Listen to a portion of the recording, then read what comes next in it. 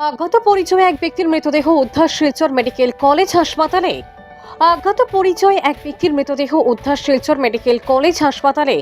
জানা যায়, গত শুক্রবার শিলচর মেডিকেল কলেজ হাসপাতালের মেডিসিন বিভাগের আইসিইউতে এক অজ্ঞাত পরিচয় ব্যক্তির মৃত্যু হয়।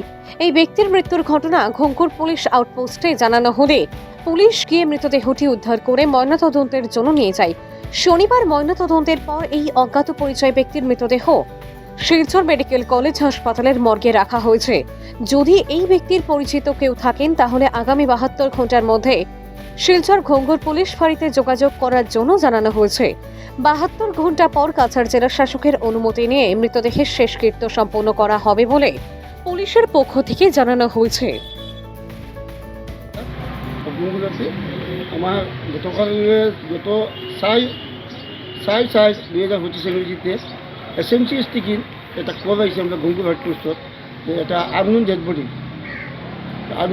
পোস্টমর্টমের কারণে এখানে কল আছে। তখন আমরা গিয়া এই বডিটা কল পাওয়ার পরে আমরা গিয়া এসএমসিএস থেকে বডিটা রিসিভ করেছি, কলটা রিসিভ করিয়া মর্গেট রাখেছি।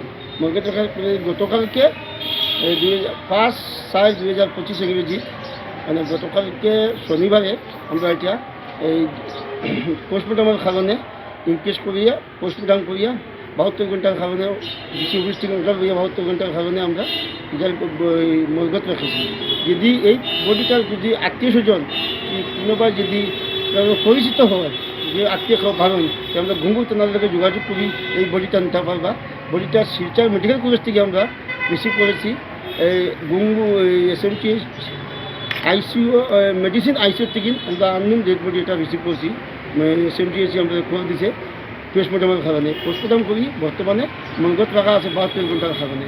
যদি কেউ যদি পরিচিত থাকে তো ঘুঙ্গুর তেনাদেরকে যোগাযোগ করিয়া এই বডিটা আপনারা নিতে পারবেন। যদি কেউ যদি আবিয়া থাকে কি পরিচিত কেউ যদি গার্জেন পাবো তাহলে আমরা ঘুঙ্গুর তেনাদেরকে যোগাযোগ করিয়া এই বডিটা নিতে পারবা। বর্তমানে এটা মর্গত রাখা আছে 72 ঘন্টার কারণে।